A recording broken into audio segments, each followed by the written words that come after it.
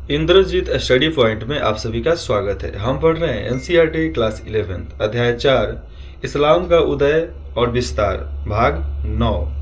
तो इसमें हम बगदाद से छोड़े थे पिछले भाग में, भाग 8 में। तो यहाँ से शुरू करते हैं, ठीक है। तो बगदाद के एक पुस्तक विक्रेता इब्न नदीम नाम था, इब्न नदीम, जिसकी मृत्यु हो गई 895 में।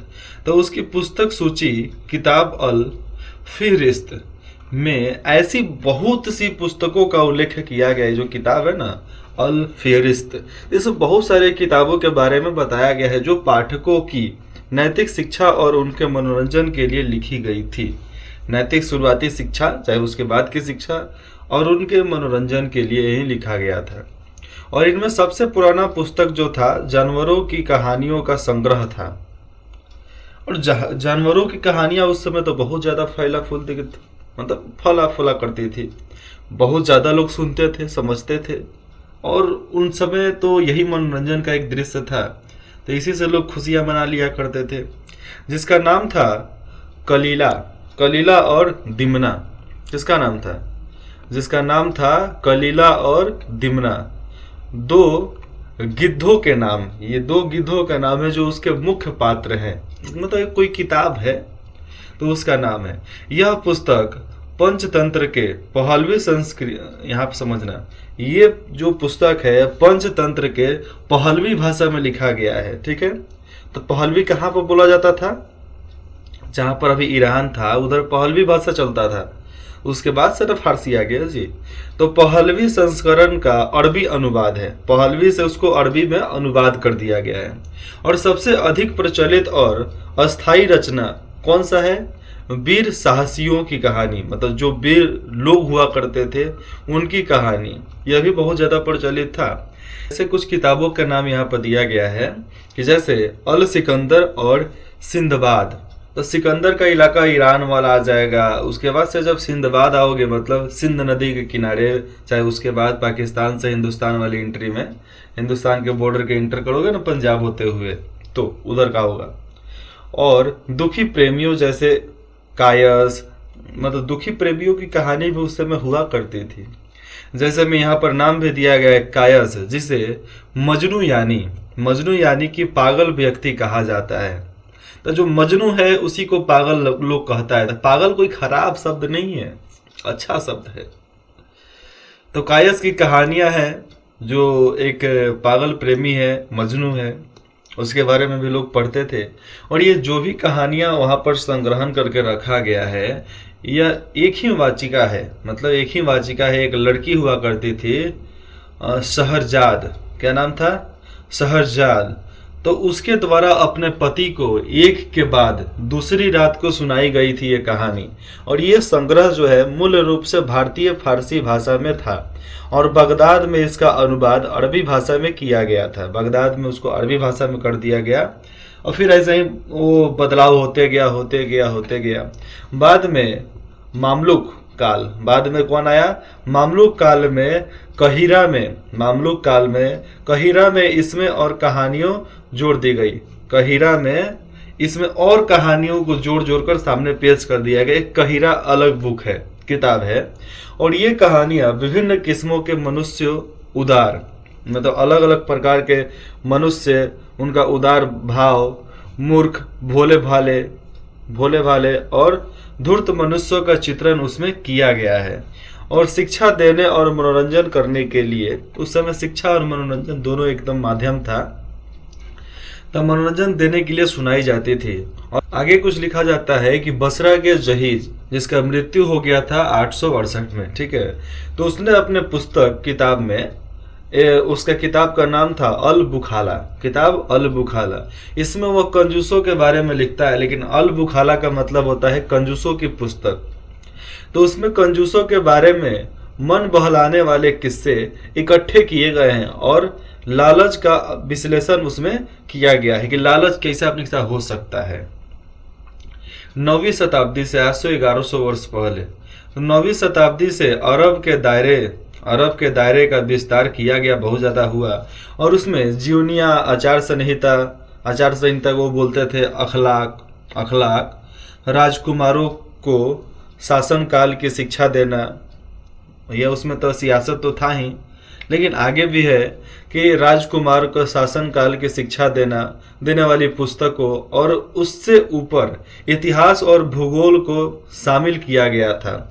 और पढ़े लिखे मुस्लिम समाजों में, जो पढ़े लिखे मुस्लिम समाज थे, तो उनमें इतिहास लिखने की परंपरा अच्छी तरीके से स्थापित थी और इतिहास की पुस्तकें विद्वानों और विद्यार्थियों द्वारा और उनके अलावा अधिक पढ़े लिखे लोगों द्वारा पढ़ी जाती थी। ये लोग पढ़ते थे, लिखते भी थे।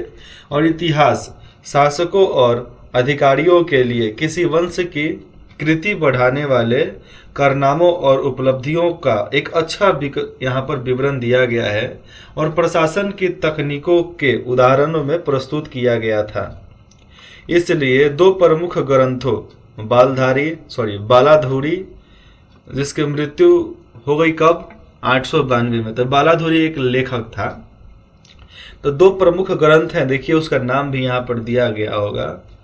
तो शुरुआत होता है बालाधुरी, जिसका मृत्यु 892 में हो गया, और उनके अंसब अल अशरफ, अच्छा उसका किताब था अंसब अल अशरफ, मतलब सामंतों की वंशावली, सामंत की उनकी आगे आने वाली पीढ़ी।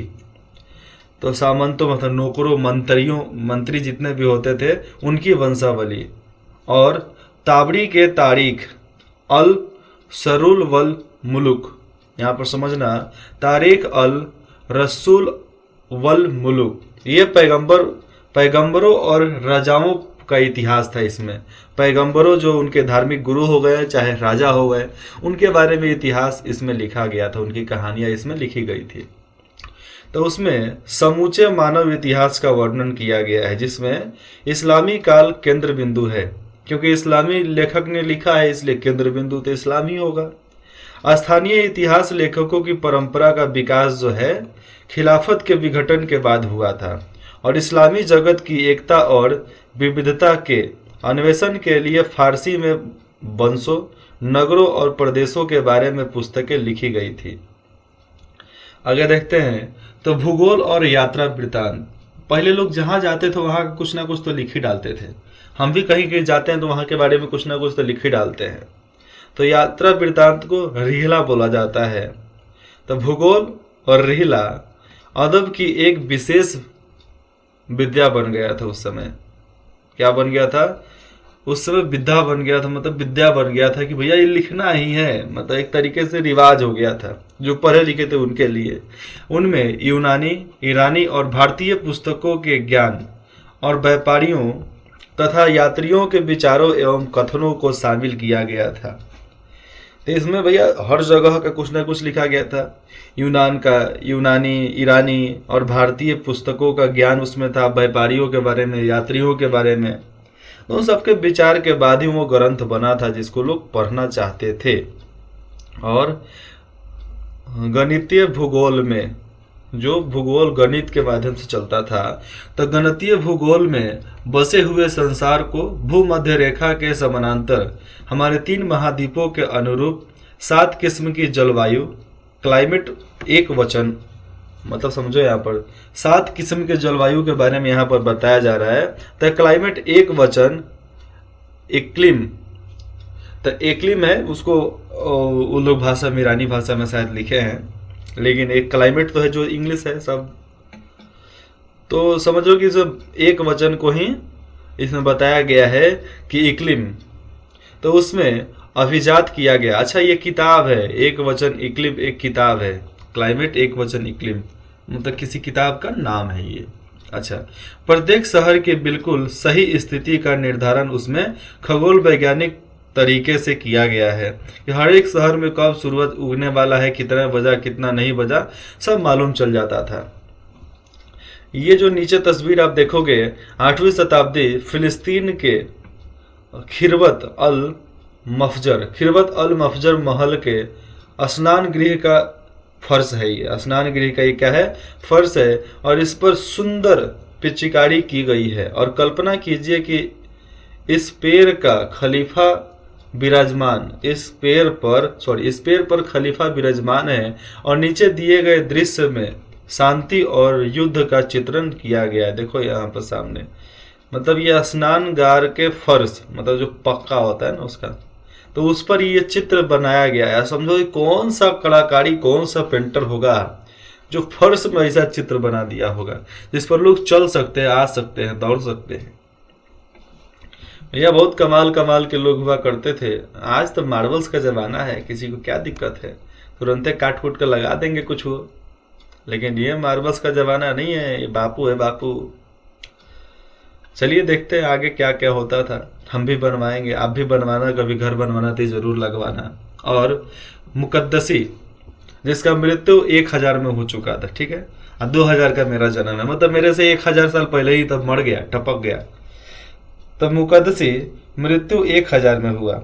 उसका वर्णनात्मक भूगोल जो है उसके बारे में यहाँ पे लिखा जाता है, अहसान अल तकसीम अथवा सर्वोत्तम विभाजन। हर जगह के विभाजन के बारे में उसमें बताया गया है, क्योंकि भूगोल जो पढ़ेगा चाहे लिखेगा तो हर जगह को बंटवे करेगा, जाएगा कहाँ।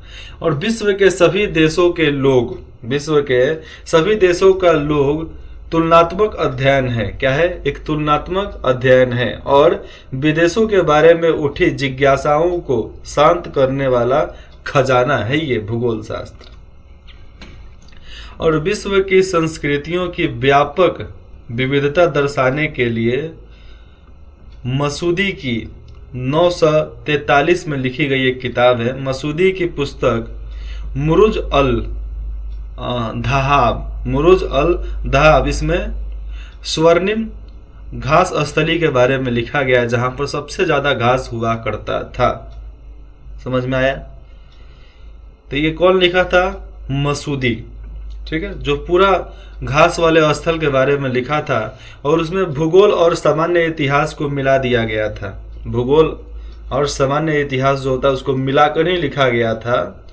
और अल बिरूनी की प्रसिद्ध पुस्तक जो थी, क्या नाम था उसका? तहकील माँ लिल हिंद, मतलब भारत का इतिहास। तो उसमें लिखा जाता है कि 11वीं शताब्दी के एक मुस्लिम लेखकों का, कहाँ पे पढ़ रहे हैं अभी? यहाँ से। 11वीं शताब्दी के एक मुस्लिम लेखक का इस्लाम की दुनिया से बाहर देखने और यह जानने का सबसे बड़ा प्रयास था कि एक अन्य सांस्कृतिक परंपरा में क्या चीज कीमती है। मतलब उसने देखा कि मतलब भारत में मुसलमानी संस्कृति के ऊपर कौन चीज कीमती है, क्या चीज को ज्यादा महत्व यहाँ के लोग देते हैं। तो उस किताब का नाम क्या है? तहकीम माँ लिल हिंद, भारत का इतिहास। तो ये अरबी भाषा में लिखा गया इसलिए अलग है। आप देखे होंगे G20 समिट हुआ था आपकी भारत में, तो जो सऊदी का प्रिंस था, तो जब आया, जब बोलना चालू किया, समझ में आ रहा था क्या बोल रहा था? नहीं आ रहा था ना, वो पता नहीं कौन है दुनिया में क्या बोल रहा था, मुझे तो खुद समझ में नहीं आया। हम सोच रहे अरे भाई सांस ले ले, तो सांसों नहीं ले रहा है। 10वीं शताब्दी तक एक ऐसी इस्लामी दुनिया उभर आई थी सामने हमारे कि जिसे यात्री आसानी से पहचान सकते थे, क्योंकि उनका सब ढांचा बन गया था, अलग अलग सब चीज, घर, भवन, बिल्डिंग, मंदिर, मस्जिद सब बनवा दिए थे। और धार्मिक इमारतें इस दुनिया की सबसे बड़ी बाहरी प्रतीक थी, क्योंकि धार्मिक इमारतें तो भैया हिंदुस्तान में बहुत ज्यादा था। स्पेन से मध्य एशिया तक फैली हुई मस्जिदें, इबादत गाह और मकबरों का बुनियादी नमूना जो था ना, शुरुआती नमूना जो नेव जिसको बोलते हैं, तब बुनियादी नमूना एक जैसा था, जैसा मेहराबे, गुंबद, मीनार और खुले सहन। और ये इमारतें मुसलमानों की आध्यात्मिक और व्यवहारिक जरूरतों को अभिव्यक्त करती थी। ये जितने भी गुंबद थे, महबार था, गुंबद वाला था, मीनार बनाया जाता था, चाहे खुले सहन, खुला इलाका, पूरा गार्डन जैसा बगीचा बनाया जाता था, तो इससे साफ मालूम चलता था और उनकी पिचकारी कलाकारी की वजह से ही मालूम चलता था कि ये मुसलमानों की ही आध्यात्मिक और व्यवहारिक जरूरतों को पूरा करने के लिए ये अभिव्यक्त करती है, इसको बनाया गया है। इससे प्रदर्शन होता है कि ये मुसलमानों के लिए ही है, मतलब ये मुसलमानी टेरिटरी के अंदर आता है, मुसलमानी दुनिया के अंदर आता है। और इस्लाम की पहली शताब्दी में मस्जिद तो बनना चालू हो गया था, तो मस्जिद ने एक ऐसा विशिष्ट वास्तुशिल्पीय रूप, मतलब खंभों के सहारे वाली छत, खंभों के सहारे से छत बन जाता था, देखो भैया, ये सब चीज बना है, ये जरूरी नहीं है कि हम उसको माने अंधविश्वास में, नहीं। मानने के लिए कोई नहीं कहता है। आप अल्लाह को मानो, खुदा को मानो, आपको ऐसा प्रेरित किया गया है, कोई जरूरी नहीं है कि आप मानो। मतलब एक आदत लगाया गया है, आज 1000-2000 वर्ष हो गया उसको आदत लगाए हुए। करीबन इस्लाम को पनपे हुए 1500 वर्ष हुए होंगे, ज्यादा से नहीं, ज्यादा तो नहीं हुआ होगा, 1500 वर्ष। तो 1500 वर्ष से आपको आग दिया जा रहा है, धीरे धीरे धीरे धीरे धीरे धीरे, आज आप पूरा सुनक गए हो।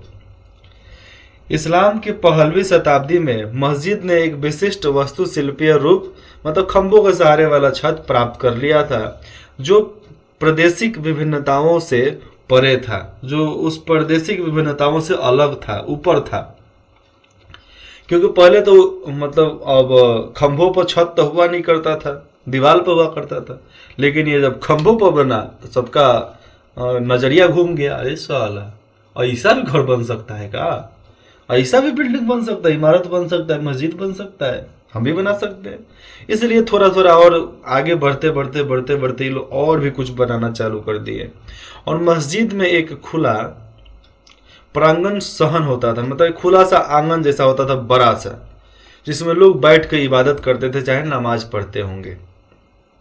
ठीक है, यहां पर देखो, जहां पर एक फव्वारा अथवा जलाशय बनाया जाता था, और यह प्रांगण एक बड़े कमरे की ओर खुलता, बड़े कमरे की ओर, बड़ा सा कमरा की तरफ खुलता, जिसमें प्रार्थना करने वाले लोगों की लंबी पंक्तियां और प्रार्थना मतलब नमाज का नेतृत्व करने वाली व्यक्ति इमाला के लिए पर्याप्त स्थान था। वहां पर नमाज पढ़ने के लिए बहुत बढ़िया जगह था। और बड़े कमरे की दो विशेषताएं थी जो आज तक महत्वपूर्ण है। और दीवार में एक मेहराब जो मक्का किबला की दिशा का संकेत देती है, और एक मिंबर जहां से शुक्रवार को दोपहर की नमाज को समय प्रवचन दिए जाते थे। वहां पर शाम के समय चाहे दोपहर के समय, यहाँ पर तो साफ लिखा है शुक्रवार को दोपहर की नमाज के समय वहां पर प्रवचन दिए जाते थे। शायद हर मस्जिद में जब शुक्रवार को लोग नमाज पढ़ने जाते हैं दोपहर में 1 बजे करीब में, तो ऐसा होता होगा, मुझे तो पता नहीं है। और इमारत में एक मीनार जुड़ी होती थी, और जो भी इमारत था उसमें एक मीनार तो होगा ही, चाहे साइड में होगा चाहे बीच में होके, जिसका उपयोग नियत समयों पर, समझो कौन सा, नियत समयों पर प्रार्थना हेतु लोगों को बुलाने के लिए किया जाता था।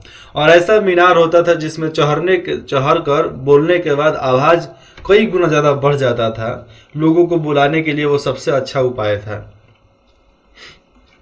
और मीनार नए धर्म का अस्तित्व का प्रतीक है। और जब हिंदुस्तान में मुसलमानी धर्म आया तो मीनार आया, तो मीनार एक नया धर्म का ही प्रतीक बन गया। और शहरों और गांवों में लोग समय का अंदाजा 5 दैनिक प्रार्थनाओं और साप्ताहिक प्रवचनों की सहायता से लगाते थे। जैसे में सुबह सुबह अनजान हुआ 4 बज गया, ठीक है, दोपहर का अनजान हुआ मतलब 1 बज गया, शाम का अनजान हुआ मतलब 4 बज गया, फिर रात का अंजाम हुआ मतलब 6 बज गया। इससे लोग समय के बारे में मालूम चलता था कि इतना समय हो चुका है। तो ये भैया इस्लामी था, लेकिन एक तरीके से देखा जाए तो विज्ञान था पूरा। पहले के जमाने में जो भी लोग किए वो विज्ञान से किए, विज्ञान को जिए, विज्ञान को पहचाने। आज के लोग उसका बलात्कार किए हैं, विज्ञान का, संस्कृति का, धरोहर का, सब चीज का बलात्कार लोग कर दिया, शोषण कर रहा है आज के समय में। है कि हर किसी को मालूम नहीं है कि भैया ये करना क्यों है, लेकिन लोग करते हैं। क्यों? उनको करना है, लोग कर रहे हैं हम भी करेंगे, वो कर रहा है हम भी करेंगे, फलना कर रहा है हम भी करेंगे, तो डूब मर रहा है तो तुम भी डूब मरो। आगे देखिए यहाँ पे, अब इस्लामी सजावटी प्रतिभा धातु वस्तुओं की कला में पूरी तरीके से प्रकट हुई, और इन धातु वस्तुओं को अच्छी तरीके से सुरक्षित रखा गया है। और 14वीं शताब्दी सीरिया की एक मस्जिद के दीपक पर, किस पर? मस्जिद के दीपक पर प्रसिद्ध प्रकाश पद अंकित है। मतलब एक छोटा सा जगह है जहां पर एक बहुत ही मतलब तीव्र तरीके से प्रकाश वहां पर जाता है। आगे लिखा जाता है कि ईश्वर स्वर्ग और धरती का नूर है। ईश्वर स्वर्ग, नहीं समझे? ईश्वर स्वर्ग और धरती का नूर है जिसका प्रकाश दीपक मतलब मिस्बत वाले आले, मतलब जो दीपक जलाने के लिए एक जगह बनाया जाता था ना, क्या बोलते हैं, दियरखा। हाँ, तो दियरखा जिसको मुसलमानी भाषा में शायद मिस्बत बोला जाता हो, चाहे मिस्कत बोला जाता हो, तो उसके सामने है। तो एक तरीके से देखा जाए तो एक बहुत सुंदर लगता था आकृति जब उसमें दिया जलाते थे। ऐसे पुराने घर में देखने को मिलता था, नए घर में कहाँ मिलता है। चिराग शीशे के अंदर है जो चमकते हुए शीशे चाहे सितारे की तरह दिखाई देता है, जो सौभाग्यशाली जैतून के वृक्ष से प्रदीप्त है। क्या है? जैतून के वृक्ष से, मतलब जैतून का बीज निकाल कर तेल निकाला गया है, उस तेल से उस दिए को जलाया जा रहा है, जो ना तो पूर्वी है न पश्चिमी, जिसका तेल हमेशा चमकता रहेगा, चाहे उसे कोई अग्नि स्पर्श न करे, चाहे करे फिर भी चमकेगा। ये भैया यहाँ पर मानना है इनको। ये कुरान अध्याय 24 में लिखा गया है, पद 35 नंबर इसको है। तो आप कुरान अध्याय 24 पढ़ोगे तो 35 पद में आपको इसके बारे में मिलेगा आपको पढ़ने के लिए। और केंद्रीय प्रांगण जो होता था मस्जिद का, उसको ईवान लोग बोलते थे, ठीक है। तो ईवान के चारों ओर निर्मित इमारतों के निर्माण का वही स्वरूप न केवल मस्जिदों और मकबरों में, बल्कि काफिलों की सराय मतलब रुकने वाला जगह, अस्पतालों और महलों में भी पाया जाता था। और एक ही डिजाइन हर जगह पर मिलेगा आपको, महल हो, अस्पताल हो, बीमारिस्तान हो, चाहे काफिला हो, चाहे काफिलों को रोकने वाला सिराय हो, सब में आपको यही मिलेगा। उमदिया वंश जो था, तो उमदियों ने नखलिस्तानों में, नखलिस्तान मतलब क्या, मरुस्थली महल, मतलब जहां पर रेगिस्तान में महल बनाए जाते थे, तो मरुस्थली महल बनाए रेगिस्तान में, जहां पर कुछ नहीं हो सकता था। और जैसे में यहाँ पर देखेंगे तो फिलिस्तीन में जाओगे तो खिरबत अल मफजर, और जोर्डन में कुरासाई अमर, जो ठाठदार और विलासपूर्ण निवास स्थानों और शिकार और मनोरंजन के लिए विश्राम स्थलों के रूप में काम आते थे। किस चीज़ में? यहाँ पर देखो, फिलिस्तीन में जाओगे तो आपको एक जगह मिलेगा खिरबत अल मफजर, नाम थोड़ा अजीब है, खिलबत अल मफजर। और वहाँ पर जाओगे तो एक और है, और जोर्डन के इलाके में जाओगे तो वहाँ पर कुसाई अमर एक मिलेगा, और उसके बाद से ठेठेदार और विलासपूर्ण निवास भी वहाँ पर देखने के लिए मिलेगा। वहाँ पर मनोरंजन के लिए, चाहे विश्राम करने के लिए लोग रुका करते हैं। आप ऋतिक रोशन का फिल्म देखो बैंग बैंग, कौन सा? Bang bang. तो उसमें लास्ट में जो रेगिस्तान में पूरा महल दिखाता है, हाँ सही, वही महल के बारे में यहाँ पर बात चल रहा है। तो कितना शानदार महल था। हाँ, तो वैसा महल लोग बनवाते थे रहने के लिए अपना। और महलों को जो रोमन और ससानी वास्तुशिल्प के तरीके से बनाए गए थे, जो भी महल था रोमन और ससानी शिल्प वस्तु के तकनीकों की वजह से ही बनाया गया था। और लोगों के चित्रों, प्रतिमाओं और पिचकारी से भव्य रूप से सजाया गया था उसको। और अबलासियों ने समर में क्या, यहाँ पर समरा है, तो समरा में बागों और बहते हुए पानी के बीच एक नया शाही शहर बनाया। कहाँ पे? एक समरा एक जगह था, तो समरा में एक नया शाही शहर बनाया। किस लिए? क्योंकि वहां पर बाग था, बहता पानी था, इसलिए, जिसका जिक्र जो है हारून अल रशीद में आपको देखने के लिए मिलेगा। तो हारून अल रशीद से जुड़ी कहानियों और आख्यानों में किया गया इसके बारे में। बगदाद में आवासियों के विशाल महल अथवा काहिरा, अब जाओगे बगदाद में तो आवासियों का एक विशाल महल बना गया है, अथवा उसको बोलो काहिरा में फातिमियों के महल लुप्त हो गए। काहिरा में जाओगे तो जो फातिमियों का महल, जो तो फातिमा लोग थे, उनका महल खत्म हो गया है, लेकिन अभी भी आवासियों का महल है वहां पे। और अब केवल साहित्यिक पुस्तकों में उनका संकेत मिलता है, केवल साहित्य में मिलता है। किसका? फातिमाओं के महल के बारे में केवल अब साहित्य और ग्रंथों में मिलेगा, बस, उसके अलावा कहीं नहीं। इस्लामिक धर्म कला में प्राणियों के चित्रण की मनाही थी, उसमें प्राणियों को नहीं बनाया जाता था। मनाही से कला के दो रूपों को खूब बढ़ावा मिला, जिसमें था खुशनविश जिसमें आपको सुंदर लिखने की कला थी, और वेस्क जिसमें ज्यामितीय और वनस्पति का डिजाइन बनाया जाता था। और इमारतों को मतलब वास्तुशिल्प इमारत, तो इमारत को सजाने के लिए आमतौर पर धार्मिक उदाहरण जो होते थे उसके छोटे और बड़े शिलालेखों में उपयोग किया जाता था। छोटा छोटा कुरान का पद भी लिखा जाता था। और कुरान की 8वीं और 9वीं शताब्दियों के पांडुलिपियों में खुशनविश की कला को सर्वोत्तम रूप में सुरक्षित रखा गया। किताब अल अघानी मतलब गीत पुस्तक में कलीला और दिमना, जो ऊपर मैंने तो बताया ना आपको, तो कलीमा और दिमना और हरीरी की मकामात क्या होता है, उनकी मुलाकात जैसे साहित्य कृतियों को लघु चित्रों से सजाया गया था। और इसके अलावा देखेंगे तो पुस्तक के संदर्भ को बढ़ाने के लिए यहाँ पर चित्रकारी की बहुत सी किस्मों की तकनीक शुरू किया गया था उस समय। और इमारतों और पुस्तकों को, चाहे जितने भी इमारत और पुस्तक हो गए, तो उनके चित्रण में उद्यान मतलब क्या, फैक्ट्री कंपनी की कल्पना पर आधारित पौधे और फूलों के, उद्यान मतलब यहाँ पर आ जाता है बगीचा, तो एक पूरा सा फुलवारी, तो फुलवारी की कल्पना पर आधारित पौधे और फूलों के नमूने का प्रयोग यहाँ पर किया गया है। जिन इस्लामी क्षेत्रों का हमने अध्ययन किया है उनके इतिहास में मानव सभ्यता के 3 पहलू महत्वपूर्ण हैं। कौन सा? धर्म, समुदाय एवं राजनीति। धर्म, समुदाय एवं राजनीति 3 ही सबसे प्रमुख है। हर जगह पर धर्म के नाम पर लोग वोट देते हैं, समुदाय के नाम पर, जाति के नाम पर, और राजनीति सबसे लास्ट है, वो लास्ट दिन पासा पलटती है। और उन्हें हम तीन गोले मान सकते हैं। क्या चीज? 3 गोले मतलब 3 उनका अलग अलग झुंड मान सकते हैं।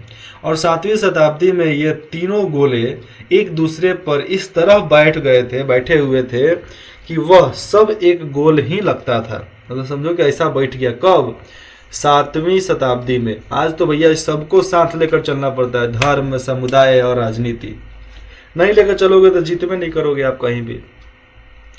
अगली 5 शताब्दी में ही गोल अलग अलग हो गया। और 1200 तक आते आते इस्लाम का प्रभाव जो था राज्य और सरकार पर न्यूनतम हो गया। राज्य और सरकार पूरे इलाके पर कब्जा कर लिया। कौन? इस्लाम धर्म। ठीक है। और इस काल में राजनीति से कई ऐसे चीज सामने आए, चाहे जुड़ गई, जिसकी कोई धार्मिक वैधता नहीं थी, वह भी इस्लाम से जुड़ गया। जैसे राजतंत्र की संस्था, गृह युद्ध आदि। तो राजतंत्र की संस्था मुसलमानों में थी ही नहीं, वो हमने नहीं दिया, वो हिंदुस्तान के, भारत के लोगों ने दिया। लेकिन अभी भी हम बात कर ले, तो धर्म और समुदाय के गोले जो है अलग अलग जो थे, तो धर्म और समुदाय और राजनीति के जो गोले हैं एक ही थे। लेकिन निजी मामलों और रीतियों में शरिया क्या होता है? कोई जगह होगा, तो शरिया से मुस्लिम समुदाय प्रभावित था। शरिया कुछ था, उन लोगों का अलग सा गंतव्य आता था, तो उससे वो प्रभावित हुआ करते थे। और यह बात उसकी एकता का महत्वपूर्ण कारण था। और शरिया के वजह से ही ये सब मिल जाते थे। और इस्लाम के धार्मिक कुलीन शासन जितने भी थे, इस्लाम के धार्मिक कुलीन शासन नहीं चल रहे थे। तो उस समय मतलब राजनीति का गोला भिन्न था, वो अलग अलग था, वो नहीं चल रहा था। लेकिन वे धार्मिक असीमता को, धार्मिक जो उनका अस्तित्व था, तो उसको परिभाषित कर रहे थे, बढ़ा रहे थे आगे। धर्म और समुदाय के गोले का अलग होना मुस्लिम समाज के क्रमिक संस्करणीय के जरिए ही संभव हो पाया था। यहाँ पर है कि धर्म और समुदाय के जो गोले थे उसको अलग होना मुस्लिम समाज के क्रमिक संसारीकरण मतलब संसार को बसाया जाता था, तो संसारीकरण के वजह से इन दोनों को बांट दिया गया। और बाद में तो ऐसा हो गया कि जितने भी काजी लोग थे, मतलब जो मस्जिद में जो कलमा पढ़ाते थे, तो उन लोगों को राजनीति से हटा दिया गया। राजनीति में आप हस्तक्षेप नहीं करोगे। धर्म में जब बहस होगी तो आपसे पूछा जाएगा, धर्म में अगर नहीं होगा तो आप खड़े रहोगे। तो काजी साहब, आपसे देश नहीं चलता है, देश हमसे चलता है, इसलिए आप मेरा बात माना करो। ऐसा अकबर का भाषा था, अकबर ऐसा ही बोलता था। दूसरा, तुम बात मानोगे नहीं, तुमको बात मानना पड़ेगा। देखो ये कैसा, ये रोशनदान है। रोशनदान मतलब समझो कि इसमें ये मोमबत्ती रखने वाला जगह है।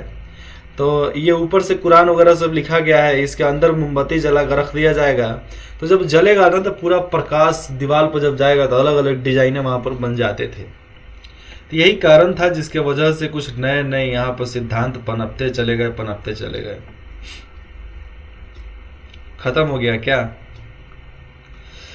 तो कर्म कांडों की जगह निजी आध्यात्मिकता को ले लेनी चाहिए। यहाँ पर आगे भी कुछ लिखा गया है और आगे हम देखेंगे। तो उनका सुझाव था कि जितने भी नागरिक समाज हैं उन सभी को धर्म से स्वतंत्र हो जाना चाहिए और रीतियों और कर्मकांडों की जगह निजी आध्यात्मिकता को ले लेनी चाहिए। मतलब आप धर्म से स्वतंत्र हो जाओ और जितने भी रीति रिवाज कर्म कांड है उसको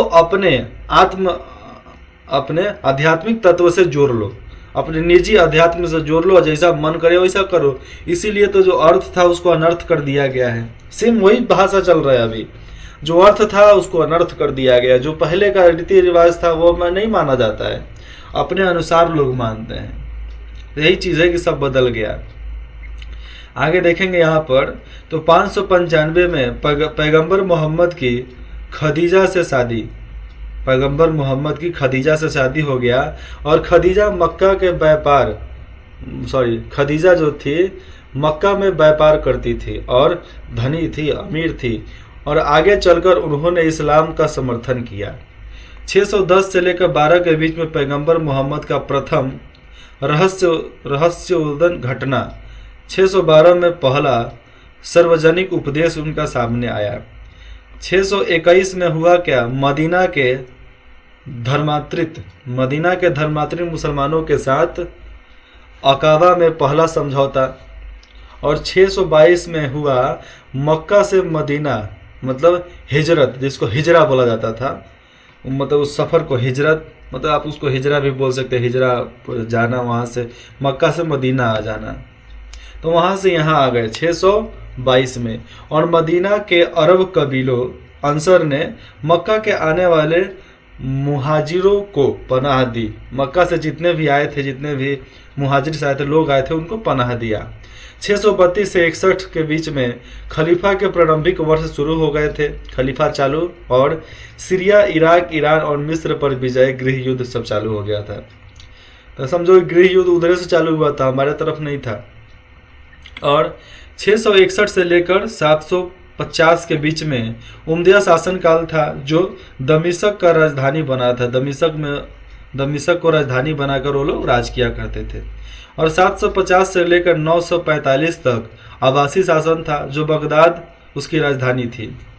945 के बाद, चाहे 945 में बगदाद पर बुहाइयों का कब्जा हो गया और साहित्य और संस्कृति प्रस्फुटन, साहित्य और संस्कृति जो थी वहाँ से उसको कम हो गया, प्रस्फुटन होने लगा। फिर बढ़ा, उसमें भी कुछ बदलाव किए गए। और 1063 से लेकर 92 के बीच में निजामुल मुल्क का शासन, यह एक शक्तिशाली सल्जुक वजीर थे, एक बहुत शक्तिशाली था, जिन्होंने कई मदरसों की स्थापना की, जिन्हें इकट्ठे निमाजिया कहा जाता था। नए नए मदरसे बनाए जिसको वहाँ पर लोग पढ़ सकते हैं। तो निजामिया वहाँ पर बनाया जहाँ पर लोग इकट्ठे होकर पढ़ सके। और निजामुक मुल्क की हत्या, और जो निजामुल मुल्क था उसकी हत्या कर दी गई थी। नाम था इसलिए आगे निजामुल सब आगे चलने लगा। आज भी मदरसा में आप निजामुल शब्द तो सुन ही लोगे। 1095 से लेकर 1291 के बीच में धर्मयुद्ध, मुसलमानों और ईसाइयों में संपर्क हुआ। और 1111 में प्रभावशाली ईरानी विद्वान गजली, जो गजली था, उन्होंने बुद्धिवाद का विरोध किया। गजली नहीं, गजनी होना चाहिए यहाँ पर। तो गजनी आया, उन्होंने बुद्धिवाद का विरोध किया और उसकी मृत्यु हो गई। और 1258 में मंगोल ने बगदाद पर कब्जा कर लिया। और यहाँ पर ये पाठ भी खत्म होता है। बहुत लंबा सफर था इसका, एक भाग से लेकर 9वें भाग तक लेकर चला गया। और संक्षेप में देखिए तो उत्तर यहाँ पर देना है। 7वीं शताब्दी के प्रारंभिक दशक में बेदुइयों के जीवन की कुछ यहाँ पर क्या विशेषताएं थी उसके बारे में बताना है। आभासी क्रांति से आपका क्या तात्पर्य है इसके बारे में बताना है। अपने दिमाग से जो सोच सकते उसी को बताना है। यूरोप और सीरिया और धर्मयुद्धों का क्या प्रसार हुआ था उसके बारे में यहाँ पर बताना है, समझे। और संक्षेप में जो बड़ा निबंध लिखना है तो रोमन साम्राज्य के वास्तुकलात्मक रूपों में इस्लामी वास्तुकलात्मक रूप कैसे भिन्न है उसके बारे में यहाँ पर निबंध लिखना है। तो आराम से 100-150 शब्दों में लिख देना है, लिख दो, आसान है। अगला हमारा चैप्टर कौन सा है, यायावर साम्राज्य। इसमें हम सब चीज़ के बारे में पढ़ेंगे, धर्मों के बारे में पढ़ेंगे, संस्कृतियों के बारे में पढ़ेंगे, किस तरह बदलाव हुआ उसके बारे में पढ़ेंगे, कौन कौन नया अंग्रेज आया था उसके बारे में पढ़ेंगे। तो अभी बहुत सफ़र अभी बहुत बाकी है बच्चा, अभी जिंदा रहो, जगे रहो मतलब, और पढ़ते रहो। और आपको कुछ भी डाउट हो, दिक्कत हो, आप बेझिझक हमें कमेंट करके बता सकते हैं। और इंद्रजीत स्टडी पॉइंट में जुड़ने के लिए आप सभी का बहुत बहुत धन्यवाद। फिर मिलते हैं अगले अध्याय में।